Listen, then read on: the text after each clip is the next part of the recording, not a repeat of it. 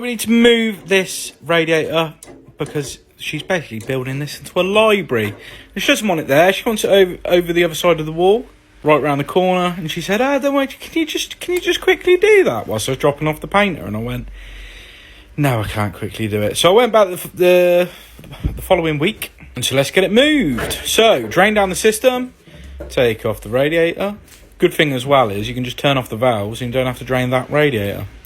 And you don't have to worry too much about working out the heights. You just keep them the same, look. Beautiful. Little trick for you. Get the brackets on, get it hung. As you can see by my feet, I've put all the clips on as well. So I was waiting for it to drain. Make sure you got it nice and plumb. This is a good little trick as well. Put your plumb tub underneath. Just hoover out the plumb tub now and again, if it's just dripping. And whilst it's just draining that last little bit, I was just cleaning everything up and getting it all prepped and ready. And started running the pipework round from the radiator backwards. So we get it all soldered up, you know what I mean? Even though it is behind, it's going to be behind bookshelves and everything.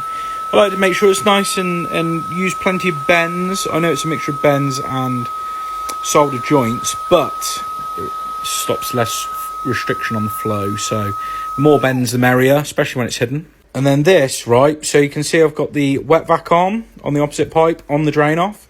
So there was a little bit of residual water, so I just wanted to get rid of that.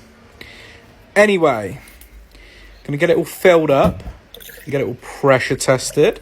I was not quite happy with that joint because look, at the end of the day, I was relying on the wet vac to do my little trick.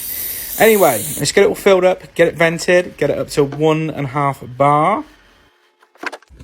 Right, well I was going to film a little segment of me replacing a tap washer because I've gone off to do a little job whilst it's pressure testing. Also, whilst I've got you here, I want to show you what this. It's my favourite thing to do. Greg's double decker. Usually I have a steak bake, cheese and onion, but in this case they've run out of steak bakes. Got Cornish pasty. What's it? Corned beef pasty. I can split them, double deck them. They're fucking amazing. You know what I mean? Beautiful. I don't put enough fill in them.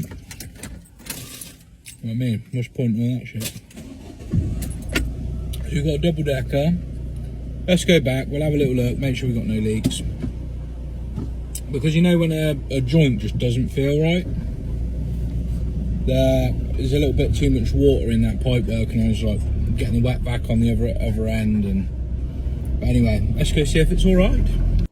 Luckily it passed the pressure test because the chip is already started. Hi, I'm back from the dead. Shamona!